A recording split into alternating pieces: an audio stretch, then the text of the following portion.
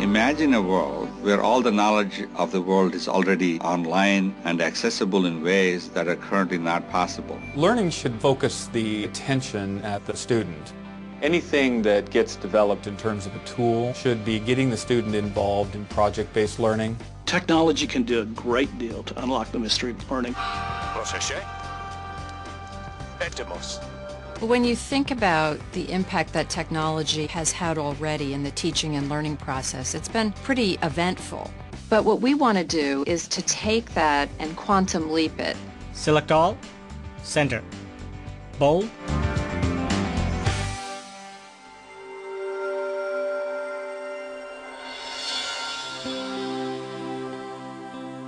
A businessman, a teacher, and an engineer are collaborating remotely on a video report documenting the influence of technology on learning. They reflect on their own history and uncover predictions from the past. They discover men and women whose visions inspired advances that propelled learning to a lifelong experience and the potential for those visions to carry on. I've got the vids you sent. I'll add them to what I've got. Let's get back with each other in half hour to go over the timeline. That'll work for me. Me too. In the last 20 years, we've been very good at creating computing technology that can manage documentation. We can cut and paste in very creative ways. But now we can build scenarios where we can get children to think critically about managing complex systems.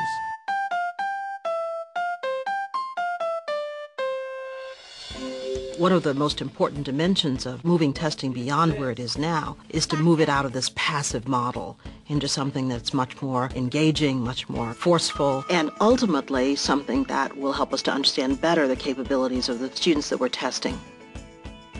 I think at this moment in time, for the very first time, we have the opportunity to give students technology that they can feel is more or less their own. The combination of cost, form factor, and improved human interface technologies puts us at a moment in time in addressing the student that we've never had before.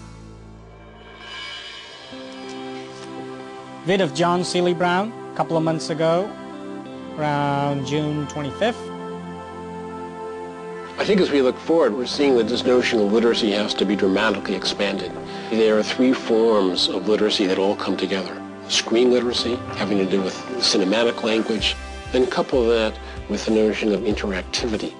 A third kind of screen literacy is how do you navigate on the screen through the infinite sea of information? How do you censor where to go? How do you feel comfortable in terms of finding your way through this very complex informational space? I've got a couple vids to add. I'll put them in now rather than sending them to you. Great.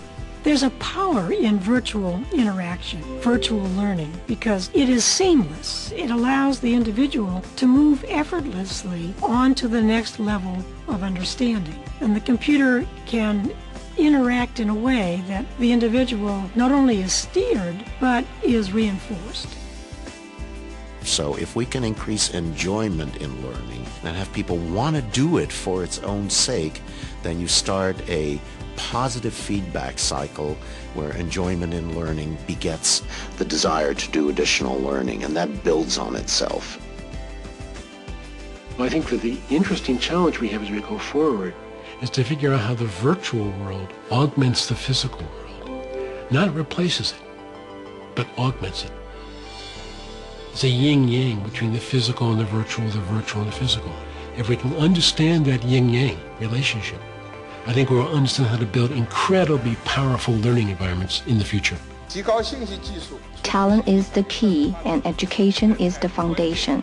On one hand, we need to train a number of talented people who will enter the international front lines, master key technology, and be top-level design experts.